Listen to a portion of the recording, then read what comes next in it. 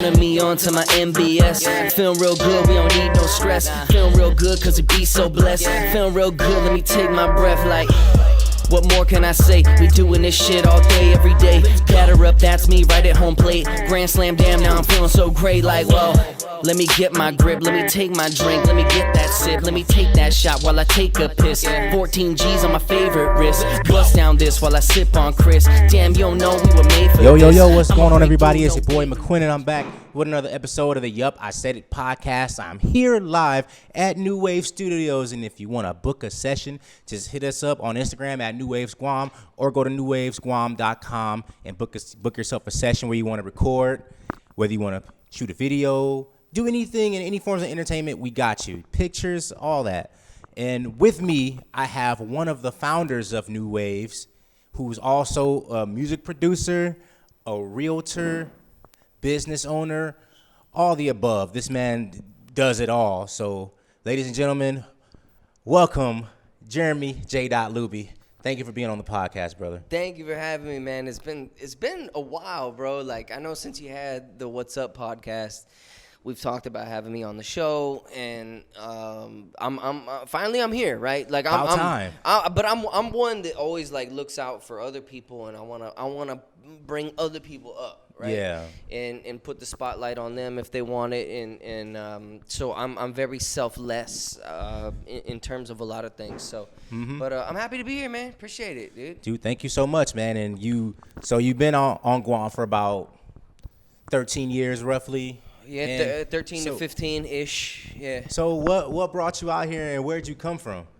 So I came from Washington State originally, prior to my real estate days and everything, and even the music out here in Guam. My family business was Horse and Cow Bar and Grill. So we opened up the Horse and Cow Bar and Grill literally 500 feet from here, maybe even less, dude. Like, we can see it from the balcony. Yep, right across the street, So I ran that operation for my father and I for several years, and we were planning on opening up a place in Hawaii. It never worked out, and it was either I go back to Washington State or I stay in Guam. And I was like, if I had to pick or choose, I'm gonna stay in a place that's sunny and beautiful and tropical and close to Asia and all that stuff. So, long story short, Horse and Cow brought me here. The island kept me here. Okay, that's what's up. And yeah, I mean, Horse and Cow is pretty good. It's wing night, as a matter of fact. They got the wing night on Thursdays. Yeah, actually, yeah. Yeah. And so your family business is Horse and Cow, and you guys started that in Washington, and you basically made it a franchise. Real quick, so my grandfather started it back in 1956, to be specific, with a couple of his brothers. They were all military, different branches of military, and they all came together and wanted to do a bar for the military members. And they didn't really have a direction to go, and Submariners just attached to it.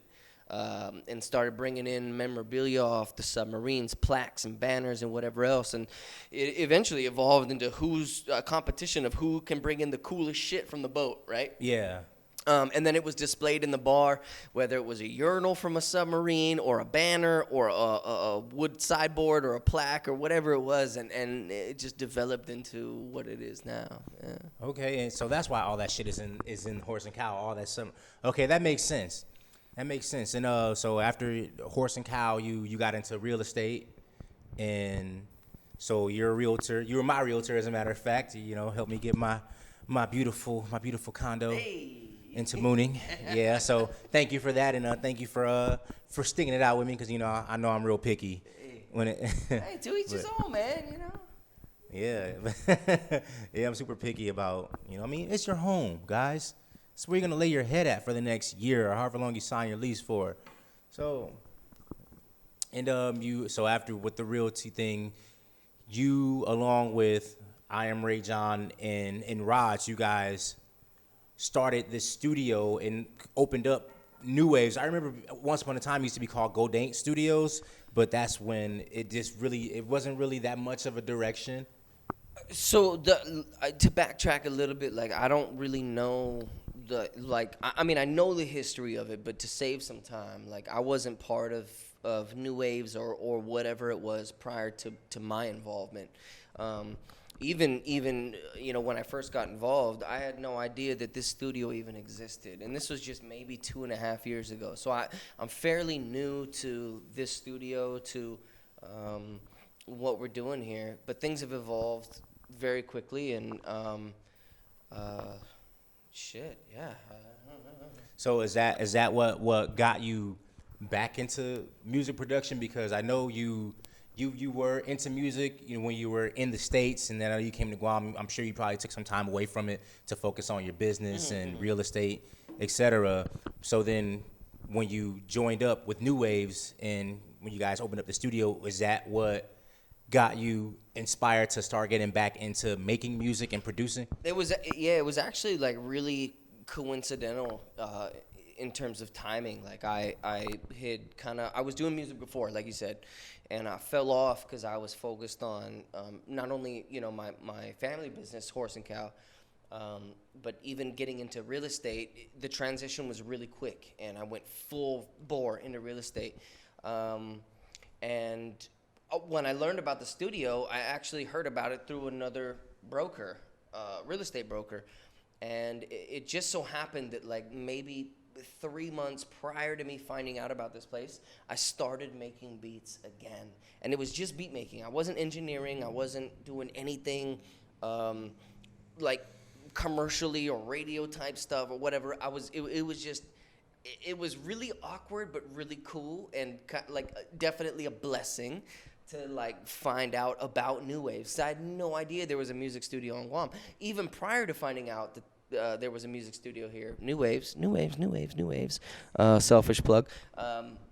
I actually built a little vocal recording booth in my previous residence. So I spent like $300. I built a room within a room, covered it with blankets and pillows and all kinds of old shit that I was not using anymore, to actually be able to record decent vocals. And even then, I didn't know what the hell I was doing. So to answer your question, I think I answered it probably a few times. I don't know. Yeah. I like to talk. Sorry. And I know, I know with making beats and with music, I know that's definitely something that can help you cope and can help you get through things. I know we're gonna touch up on mental health, and I'm glad that you're here to be willing to talk about it, because I feel like mental health, especially for men, oftentimes is swept under the rug, and I feel like society is more reactive as far as opposed to proactive to men's mental health. I would agree with that. Yeah, for sure. And we all go through things. I mean, it's definitely tough to be a man, because you have all these societal pressures and you have all these expectations from maybe family members or your spouse, and you have so much burden on you, and whenever you feel like you come close to a breaking point, you have all these people counting on you. So you can't say, hey, look, I need to take a break, or right now it's too much for me. Right now I can't handle everything that's on my plate. Perfect example, if I could just chime in. Sure. Like 2 days ago, I wear a lot of hats, man. Real estate is what I do full time. That's how I make my money, and I'm very blessed to have the clients that I have and the business that I have. But I also put as much as I can into the music business, because it's my passion. That's the dream, right? And if the people that are around me, that are on my team, if they're not succeeding, I'm not succeeding. So I feel like there's a huge weight on my shoulders. Like, I gotta be the first in, last to leave. Like, that's my mentality. And just a couple of days ago, man, my body and my brain told me, dude, fuck off. Straight up. I wanted to come in here so bad. I had so many ideas, and I'm always thinking. My mind's always turning. But I had to tell myself no, and it's a really tough thing to do. You know what I mean? When other people are counting on you and expecting you or wanting you for certain things, and it's a good thing to have, but it can also be very draining. You know what I mean? Most definitely. Yeah, I feel you on that, especially if you feel like you're doing a whole lot and you may not be getting that same amount of energy in return. Well said. I know that that's something that can really be draining. The reciprocation. If you're not getting that, then it's like, okay, well, I feel like I'm doing this in vain. And that can be very discouraging. It can be depressing because then you start to question yourself like, well, is it something that I'm not doing? Right. Yeah. Or am I doing too much? True. You know? Yep. And you wanted to chime in on that? Because I know you said you come here, you are the first one in, you are the last one out. You know, sometimes you got, I don't want to put it all out there, but sometimes, you know, your wife calls like, when are you coming home? Because, you know, yours is so, but you're so dedicated to this I'm craft. not making this face or this body language for, you know, to make light of it. But yeah, no, I mean, you know, I got a wife at home too, right? And you know, she cares, she worries about me, she supports me 100%. And sometimes I think with what we're gonna get into as far as the whole mental health topic, right? What we're leading into, you know, I think sometimes I think I use drinking, and I'll be honest, I think I use drinking as a crutch to fill some of that void or whatever you want to call it, right? Like, you know, I wouldn't say I'm an alcoholic, but I drink a lot, probably more than the average person. And yeah, and then, you know, when my wife calls and, you know, she's worried about me, and sometimes I don't pick up the phone, and it can cause some issues, and you know, that's something I'm dealing with too. But I feel like, you know, this podcast and what we're doing is a good outlet for me to get some of that stuff off my chest to the public, and just let people know, like, I'm a real human being. A lot of people run into me day to day when I'm out doing real estate, or I see people on the road. Guam's a small island, Yeah. right? And I'll be cruising, and I'll see somebody, hey, you know, I give them a smile and a wave and whatever else, and it's not fake, but it's not fake and it's not forced.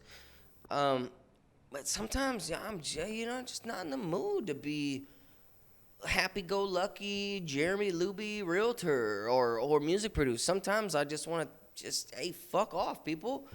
Like that. I mean, sometimes it's just what it is, you know. But I don't want to be that. So I think if this helps anybody, even if it helps me, I'm happy with at least expressing it and talking about it. Most definitely, and a lot of people may feel that way sometimes, you know, because even personally, sometimes I feel that way, to where, you know, I'll just isolate myself away. And it's not them, and it's nothing personal. Yeah. No, it's never personal. Yeah. It's never personal. I mean, we just have them days where we just like, yo, go fuck yourself, but not in a bad way. Still love you, but just for right now, go fuck yourself until I'm in a better mood, and then we can go back to normal. Because I feel like we do need that time to ourselves to really just reflect and also, you know, we don't want to be the worst version of ourselves around the people that we care about. Facts, dude, and that's a good point too, because, you know, when I come into the studio, even if I'm drinking, I want to be refreshed. You know, I mean, I'm not getting wasted and, you know, putting effort into something that I believe is real and tangible and exciting and whatever else. I may have a couple of drinks, and towards the end of the night, sure, I might get a little carried away. But yeah, no, you're absolutely right with that. Yeah, and, you know, we don't want to be that way around the people that we care about, because they already look at us and they already have this standard about us. So we want to always try to live to that standard, or be a little bit more than the standard that they set us at. And like, perfect example, I mean, like you said, you know, you have a wife at home, and from what I see, you know, she's there for you. She's 100% supportive. You know, she the real MVP. Shout out to you, Amy. You the real MVP. For real, dude. Like, she puts up with a lot of shit from me, bro. Honestly, a lot. I'm not gonna get into detail, but I mean, not nothing crazy. But, you know, I might come home and I had a few drinks, and I might say something stupid or do something stupid. Next morning, she go, babe, do you know what you said last night? I'd be like, nah, babe, oh my God. When she asked me that question already, I'm like, fuck, what did I do, bro? And then she'll lay it out. And then oh my God, my heart sinks, and I'm just like, nah. Like, I'm not that guy, you know? I mean, not like it's like a life or death type shit, but yeah. And then you got to go to the dog house with the rest of your dogs. And you're just like, damn. I mean, yeah, couch is comfortable, but it sucks.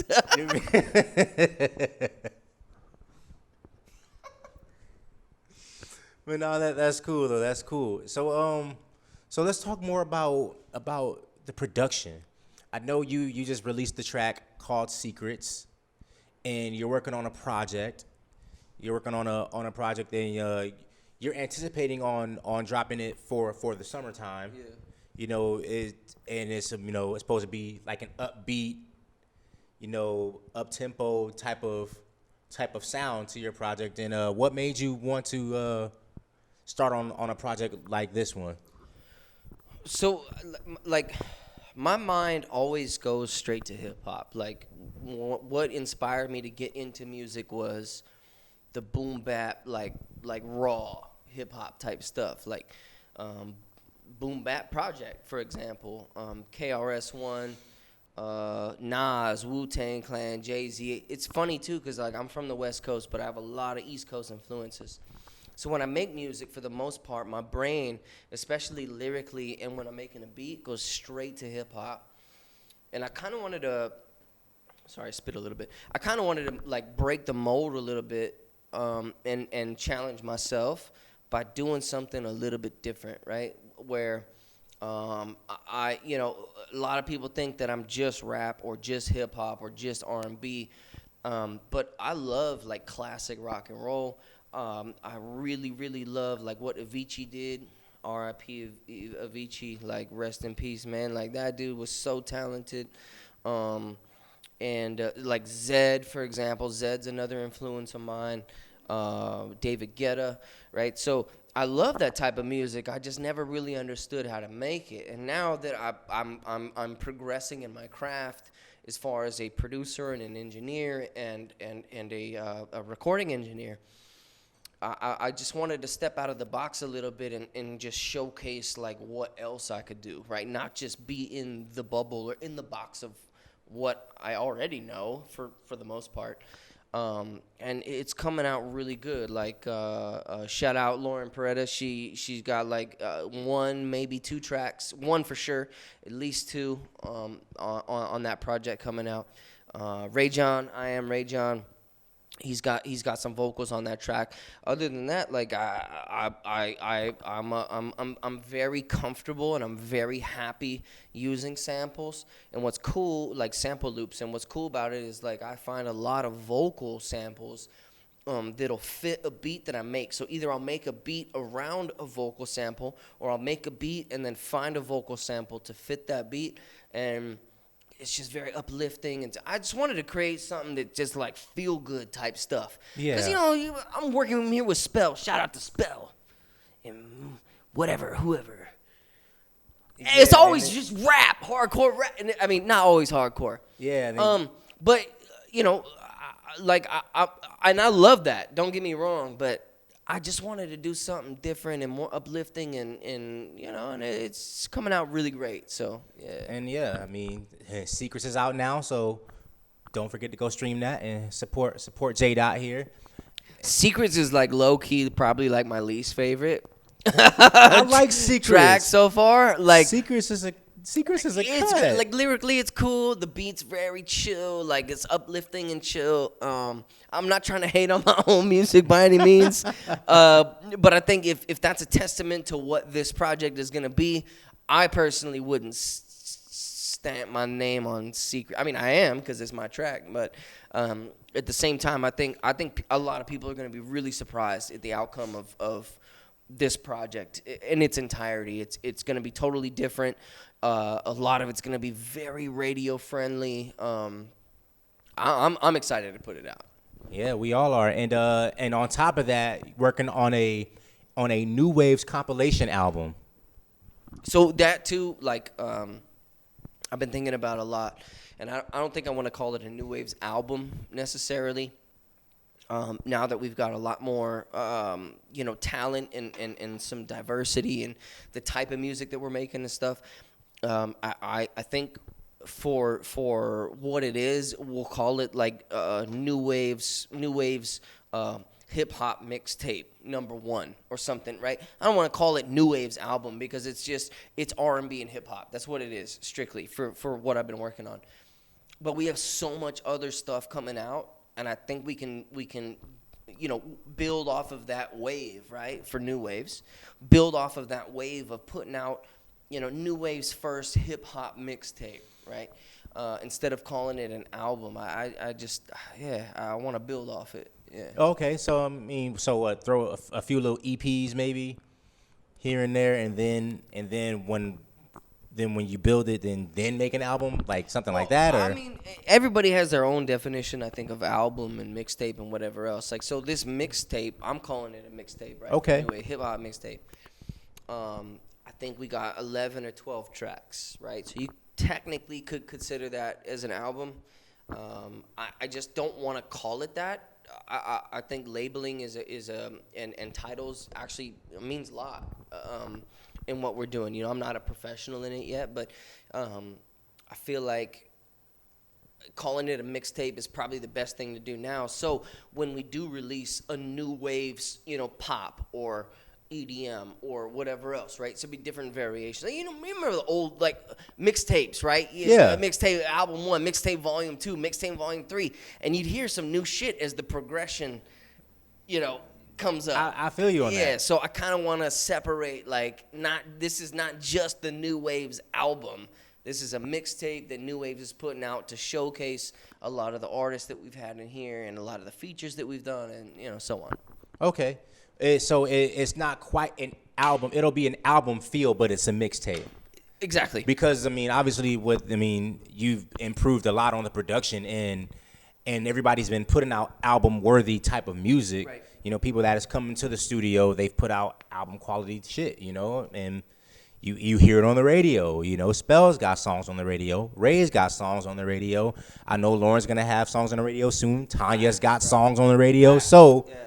That right there just goes to show that the people that are coming in here to work, they are putting out album quality shit. So that's really cool to have album quality music and put on a mixtape. That's and I've really stressed cool. that a lot too. And people coming in the studio, be prepared. You know what I mean? Sometimes people come, they're unprepared or they got YouTube beats or I'm not knocking it. I'm just saying sometimes people will book a session and pay for a session. And 30 minutes goes by, and I'm like, in my head, I'm like, bro, you're on the clock, dude. You're being charged for this. Get to work. So, point is, we're establishing a team here that we come in and we work. We know what we want to do, but sometimes the beauty of not having anything to do and just coming together is magic happens. Like tonight, Lauren came in earlier tonight. She goes, hey, we were working on something totally different. And she's like, hey, that beat that you sent me a long time ago, what's it? I didn't even remember. I pulled it up and I was like, yo, this beat's kind of sick. And then she had lyrics for it and she just laid it down and it's a beautiful start to a song already. Oh, yeah, so, Lauren's a dope anyways, singer. Man. Shout out to Lauren. Without rambling or getting confused on over shit, there. No, it's just, there's beauty in everything. Just be ready. Most definitely. And one of the things that I enjoy when you are producing is that, most producers are supposed to do it, but you actually do it and you actually stick by it and you try to bring the best out of everybody you work with. 100%. Whether you know them or you don't know them, and the fact that you can take somebody who you probably never known or even know what kind of talent that they have, you still look and see, okay, you can do this, you can do that, and you try to bring out the best. And one thing you did for me was I wrote a song a few years ago, and I literally put it on the shelf. I was like, dude, I don't give a shit about this song, and you heard it and was like, yo, you can make this a banger, and you put your touch on it, and we put out a song. Know Your Worth is out now, but to be honest with you, go save that, download it, buy it. But to be honest with you, when it comes to music, you really have to dedicate a lot of your time into it. And unfortunately, I don't have the time to dedicate to the music, which is why I've been focusing more on the podcast because it's something for me. And just mentally, I'm not prepared to put all that time that I used to put into the music before because I'm just not there. But even when I am here to record, you still push me to be what I'm capable of being, and you do that with all the other artists that come through these doors as well. Yeah. That's something that I admire about you. And I appreciate that, man. Thank you. And I think, I think as a producer, like a lot of people get it twisted. I'm trying to get a little more comfortable here. I think a lot of people get it twisted, right? Like where, people think if they make a beat, they're a producer. No, dude. A producer is somebody who, and I'm not an expert on this, but as I'm learning and as I'm growing, right? A producer is somebody who can take a beat and add to it or take from it, and then take the artist that's doing something with it and guide them through what they should or should not be doing. Not to say that I'm right, 100% of the time, but perfect example, I was recording a rock song earlier today, a cover of an acoustic cover of a rock song. I had an artist saying, Steve Butler, actually, if you don't mind me shouting out, Steve Butler, owner of Porky's, super, super, super talented, bro. Crazy vocalist. He's got a guitarist that just shreds. And even earlier today during our session, when he was recording, I stopped him several times during recording. I'm like, bro, it's too harsh here. It's too sharp here. He's like, yeah, I know. He would have stopped himself. But my point is that's producing. Like knowing when you hear something that's off that could be better, or that the artist can deliver more, right? And be better at what they're doing. You got to bring that out of them, another quick example before we jump on to the next subject or whatever. Lauren Peretta, by the way. She in the house over there. She's sunburned as a motherfucker. But, no. But, hey, even though she's sunburned as shit, yeah, come on, come say hello. Come and say what up to all of us. Hi. This is Lauren, everybody. But, no, even though she's sunburned as hell and whatever, she still came in tonight. And laid down some amazing vocals. She came in ready on a track. She came in ready. But even then, like working with Lauren, like sometimes she'll we were working on a track. I don't know, I think it was Monday or Saturday. I can't remember what it was. But she was trying to hit some notes that just weren't quite in the range for how her natural sound comes out. And collectively together, we just worked on it, and then we found it. When you find it, it's like fucking gold. You know what I mean? Like that's it right there. Do another take. Go now. You know what I mean? It's like go. Do it again. So it's exciting.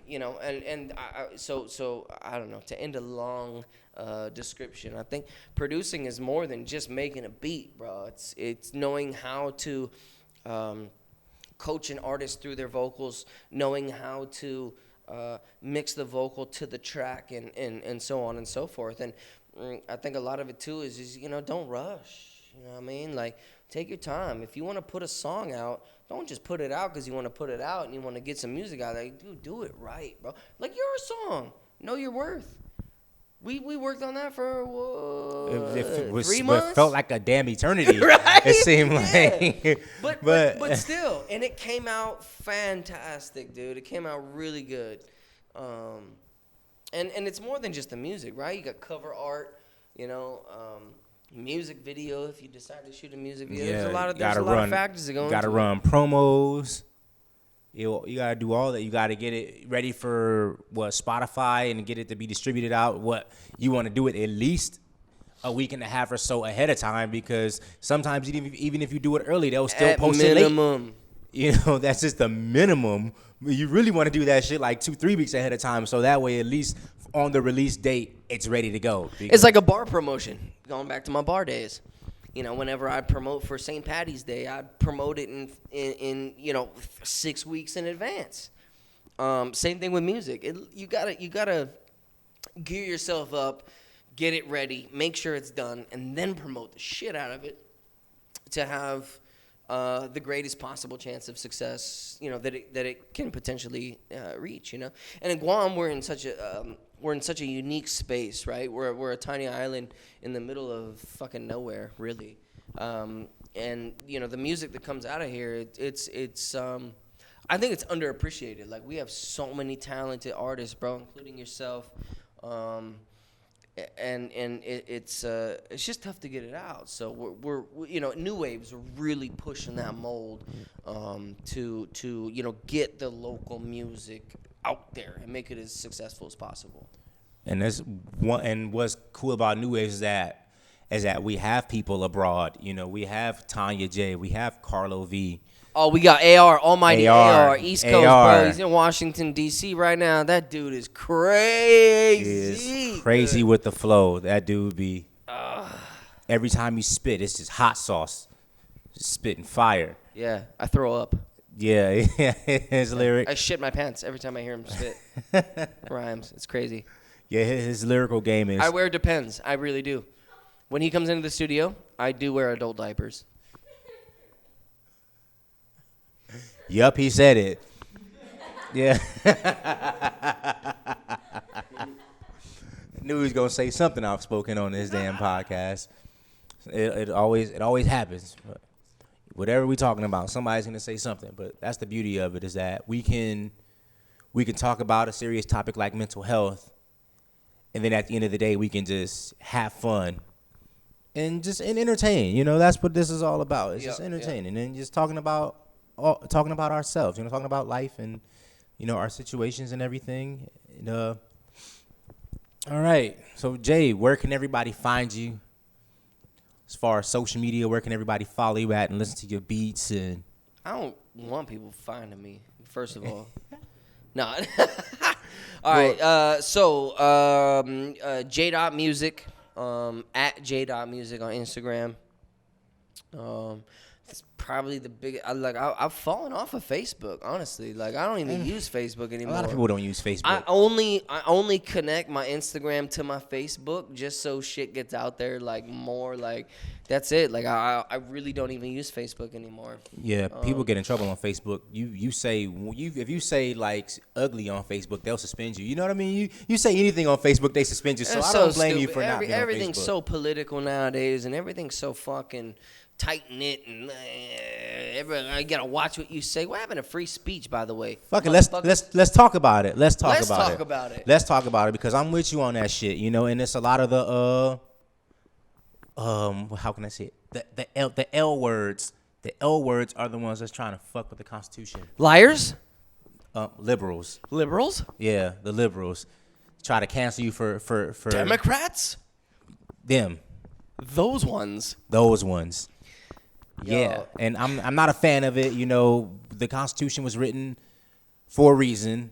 We have the First Amendment, which is free speech, and they took it away from our former president, who brought this country, in my opinion, correct me if you think I'm wrong, but Donald Trump took America. Bro, Biden inherited a fucking genius plan and fucking ruined it, in my opinion. Yup, I said it. Go ahead. Gas is $5. Thanks, Biden. Yeah, thanks, bitch. Yeah, and I'm going to say this, too, and I was thinking this in my head. If Trump was still in office, gas wouldn't be $5. No. Whether I like Trump or not, America was doing all right, because all this other shit, sorry to cut you off, but all this other, they try to push all these agendas and try to make Trump the bad guy with the whole, the BLM and all this shit. Yo, this shit was happening when Obama was in office, too. Facts. This shit was happening way before. Don't forget about the swine flu, H1N1 virus, Ebola. All these little pandemics was going on while Obama was in office. But as soon as coronavirus comes out, while Trump is in office, while they're getting ready to run another election, they try to, we got to wear masks now. And they make this thing is way bigger than what it needs to be. Bullshit. All just to antagonize Trump. And that's something that I don't fuck with. And what I can respect about Donald Trump is that he tried to bring back masculinity. Something that they've been trying to call toxic for so long. I like the fact that Trump's not afraid to say what the fuck he wants to say.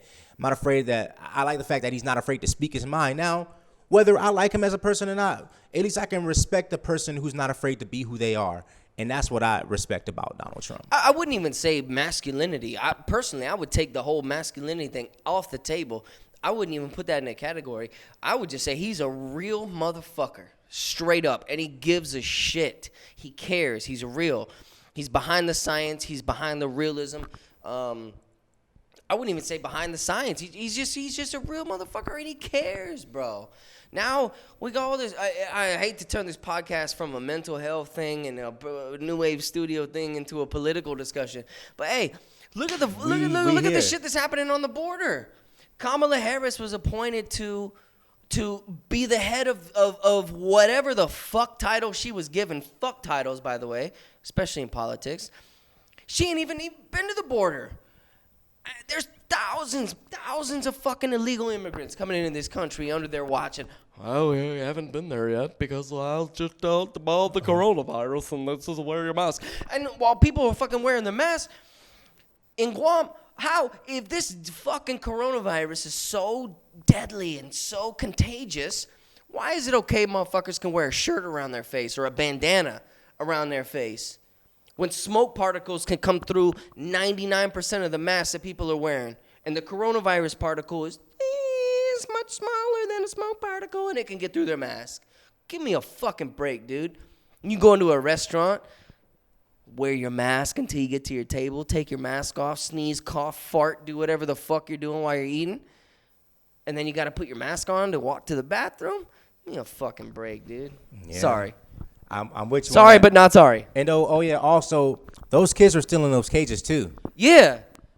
So they take a picture of an empty cage when they fucking cram all these kids in another cage. Why aren't news reporters and investigators and people allowed into these places? Why? Because it's fucked. People coming in here illegally, bro. I'm all about people coming to America and seeking American citizenship, doing it the legal way. But just throwing fucking kids over the border and allowing people here, get the fuck out of here. Amidst a pandemic that everybody think is so dangerous and so scary, and they just want to let these people in and then give them a 48-hour window to fucking just walk into our country? Bro, get the fuck out of here, bro. Yeah, because you got so many people that's done so much and have gone through so much to get here and do it the right way. Yep. And that's making them look bad because there's people who do want to be here and want to do everything the right way and make an honest living here where there's more opportunities here than it is where they come from. And you got people that are coming here illegally and they're stealing taxpayer dollars. That's money that could also go to people that's trying. And I agree that's totally not fair. So bringing up taxes real quick before we get to the real topic, maybe if we get to it, mental health, right? I mean, we touched up on mental health, but yeah, but I mean, taxes, for example, as a realtor, I pay 5% of my gross or my net earnings every single month to the government of Guam, 5%, right? So if I bring in it, just for the sake of math, if I make $10,000 in a month, right? After I pay my brokerage, I still pay 5% to the government of Guam. Then at the end of the year, when I file my taxes, I still pay. It's not considered state because we're not a state, but I pay Guam tax. So I'm double taxed in Guam as a realtor. I pay 5% every single month. So if I have a really good month and I make $30,000, $40,000, I'm not saying like I'm mad at it, but if I have a really good month like that, I pay Guam 5% of my gross earnings, not my net, of my gross, GRT, gross tax, okay? Then at the end of the year, I use a certified public accountant, CPA for short.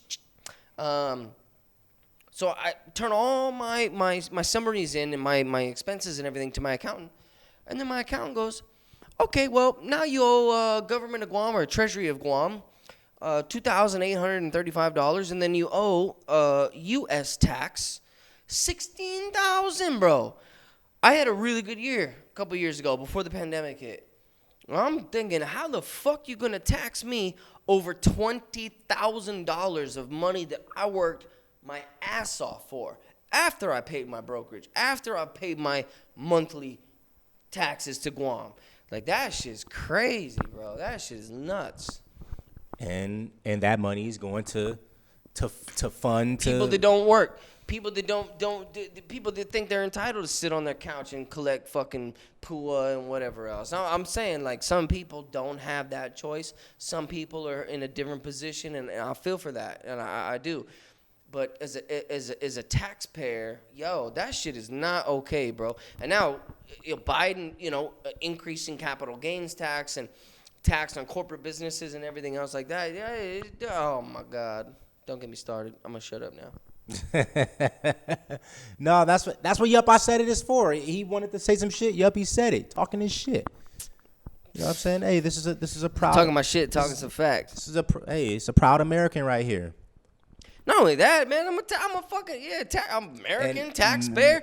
I work taxpayer. my fucking ass off like we all do. You know what I mean? Like, and I'm just yes, God. Sir. Hard-working, right-wing, conservative American man right here. Yes, sir. Yes, sir. I fuck with the conservatives because as I've gotten older and I started to see, because obviously, like, people that from my area lean more towards like Democrats, but even if you look at history, Democrats always had an agenda against black people or against minorities. So for it to be like switched around now, it's just, I don't get it, because the Republicans have always wanted to do what's best for the country as a whole. And, Democrats are more about the people, even if it means fucking over the country. But hey, we looked out for y'all, even though gas is $5 now, but we still got you what you wanted. You wanted to have your free this and discount that, where it doesn't fucking matter. You want to have your Gay Pride Month and your National Coming Out Day and all that. You want to celebrate an orientation that really isn't nobody's business, but you do behind closed doors. You want to celebrate that? Go ahead. Go fuck up traffic in Santa Monica all you want to. Gas gonna be $5 though. But hey, you can celebrate you. You can be yourself and put it in everybody's face. Crazy shit, bro. I mean, I could go on and on. Well, man, I don't even talk about this type of shit. I'll be keeping my mouth shut. But dude, let's talk then, because I haven't been a political person ever in my life. Me neither. Until things started. Until I started seeing real shit. When Trump was about to end his first term as president, and the Democrats and all this shit, and came in and it really opened my eyes. So there are some things democratically on the blue side that I agree with, and there's a majority of things on the red side that I agree with. Like, I would say I'm definitely more Republican than Democrat, and I wholeheartedly believe that Trump was like, fuck you, I'm going to do what I think is best for this country. And he did. And I think that's why they pushed him out. Because now look what's happening. There's more war, and there's more shit going on in Syria than there was when Trump was in office. Yeah. People are fucking getting killed. People are starving over there again. That wasn't an issue when Trump was in office. I'm not saying Trump is the answer. Maybe it's just a Republican in general. Yeah. However, since Biden's been in office, his fucking dumb, stumbling ass, mumbling ass, fucking retard ass, yup, I said it. That dude can't even fucking read something off the palm of his hand and look straight into the camera without fucking fumbling over words and misguiding people and misleading people. His own political advisor told people that he shouldn't even be taking questions. They don't want him taking questions because he might get in trouble. Who the fuck's running the show, bro? Who the fuck's running the show? Ain't President Biden. It's not him. Somebody else is controlling his ass. If he can't answer questions on his own accord and stand up to the people and say, yeah, I fucking did that. Yeah, that was my decision. Why? Oh, because it's for the, give me an example. Don't just walk off and, sorry, can't take any questions. Fuck you. No, fuck you, dude. We as the American people, we deserve answers from our leaders. This is a prime example of why people like Biden and the Democrat Party, for the most-ish, should not be in control, man. Anyways, I'm getting passionate about this shit. I even actually, so on another note,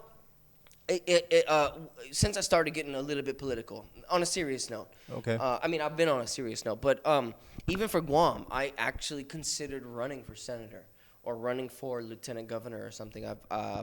It's something that I don't want to do, but I think Guam needs it. You know what I mean? I think they need somebody from the outside necessarily, who's not born and raised here, somebody that doesn't have that last name to support them and get them to the top.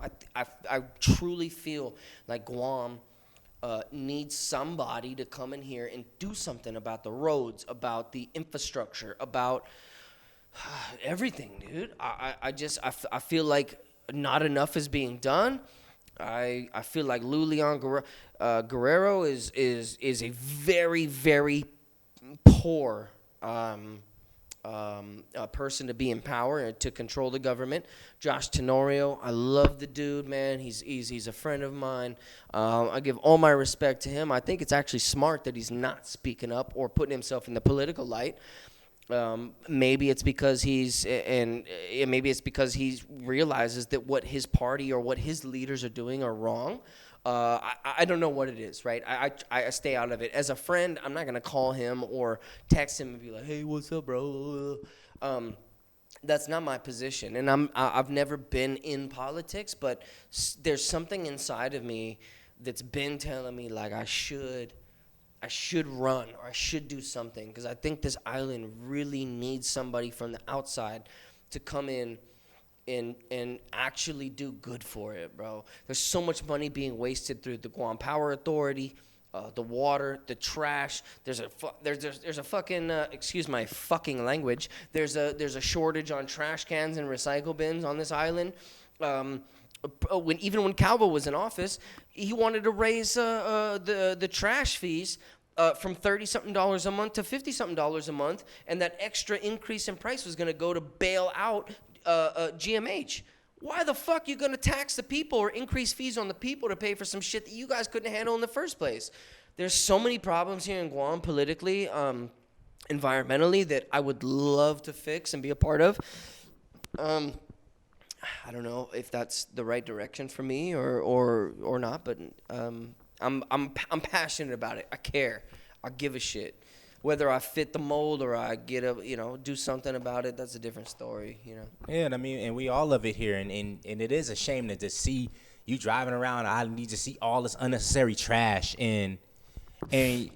You got the people here that they claim that they love this island. People that were born and raised here that say that they love it, but they're destroying what they say they love. They're the ones trashing the beaches, leaving the abandoned cars, dumping their pets, leaving stray dogs. Like, yo, you come to a place where I live. I live on a nice street in a really shitty area where there's trash everywhere. There's abandoned cars everywhere. There's stray dogs everywhere. Dead dogs on the side of the road. There's dog shit in the middle of the road I gotta swerve around every day. We shouldn't be living like this. You know what I mean? I'm not saying I got all the answers, but I'm saying, like, people need to do shit about it. The village mayors and the village senators and everything, they need to pay more attention to what the fuck's happening in their village. I've even gone to the village mayor's offices and say, hey, look, I'd like to file a complaint or file something. I'm seeing this happening in the village that I live in. I'm a registered resident. There's abandoned cars that are blocking my view coming out of my street. I can't even see to turn onto the road. Can you guys do something about it? They don't do shit, bro. It's terrible. It's terrible. Yeah, we got to get better, Guam. We got to get better. And I know people are going to probably be mad that, we're criticizing and we're talking, but we're criticizing this not because we hate Guam. I love it here. I've been here 14, 15 years. Yeah. If I hated it that much, I'd fucking leave, bro. Exactly. I got people family who don't in the States. like I got Guam, places to go. I love this island. I just want to see it better. I want to see it do better. That's all. Because we know the real beauty Guam has to offer, and we know the beauty that Guam is, but when people are doing things that take away from it, like, yo, we live here too, I understand people are like, oh, well, you're not from here, you're not Chamorro, so you're not local, all this other goofy shit. Like, shut the fuck up, number one. And number two, like, yo, I pay my tax dollars to be here, and for somebody that's not from here, like, yo, we contribute more to this fucking island than you do, so what now, bitch? No, but yeah, no, but no, I mean, I totally agree. Like, I hear what you're saying. I wouldn't say, as a whole we contribute more or less or whatever. It's a residential, it's a island collectiveness. Yeah. I guess, for a lack of better words or a lack of better way to describe it. I think there's just too many people that, and what's really sad, and what I've seen as long as I've been here, and you call me out on this, you text me, call me, fucking email me, whatever. People with the right name, the right last name, will always have more power and more respect over people that don't have the right last name, right? For example, I'll call out Chris Duenas right now. I don't know if he's Democrat or Republican senator. He's the most crooked motherfucker I've seen. Post this on IG or whatever. He's the most crooked senator. I can't believe people elected this guy again for another term. He's I got so much dirt on this guy. I'm not going to spill it now, but if anybody's got any questions, call me, and I may spill the beans or open the can of worms. I've been here long enough, and I think, like, my experience in the bar, like, as a bartender and as a bar owner, you wear many different hats, right? And especially when I'm bartending, when I was a bartender, you're kind of a therapist at the same time, too, right? People come in, and they'll spill the beans and shit. And I've seen Chris Duenas come in and get fucking hammered at a Horse and Cow and talk about, oh, this, oh, that. Or, oh, can we do a political campaign, and can we do a fundraiser here? Nah, bro. I'm neutral, dude. Like, when I was in that industry, I'm not going to support this person or that person or whatever, because if I support you, your opponents probably won't support me, right? So when I was in that business, I stayed very neutral. I feel like if I had another outlet like this to be more outspoken and to be more real and give it straight to how I feel, I'd let it out, dude. I would let it out, bro. I know so many of these politicians and stuff out here, and I know so much stupid shit, and I've got some great ideas for this island that would really take this place to another level in terms of beautification. Tourism, obviously, with this whole bullshit COVID thing that we're going through, that's a damper on things. But aside from that, I've got some really, really good political ideas that would make a very minor impact on the people, that would make a huge impact on how this island would operate, look, feel, and everything else. I'm not going to share my ideas because people will steal them. I've got some real true shit like up my sleeve that could really, really bring this island to another level. So, anyways, I'm gonna stop there. All right, Jay. So, I'm serious though. I'm serious. Hey, he said it, and I believe him. Look at this fucking studio. One of the three wise men is what I like to call them. The three musketeers and three wise men. That's what I call them. So y'all follow Mr. JDot here at JDot Music on social media, on Instagram, and all that good stuff. And follow me on Twitter, on IG at YupISaidIt Pod. And don't forget to subscribe to the most electrifying and entertaining podcast on Guam. Yup, I said it. Y'all have fun, love life, and love yourselves. Peace. Let's go.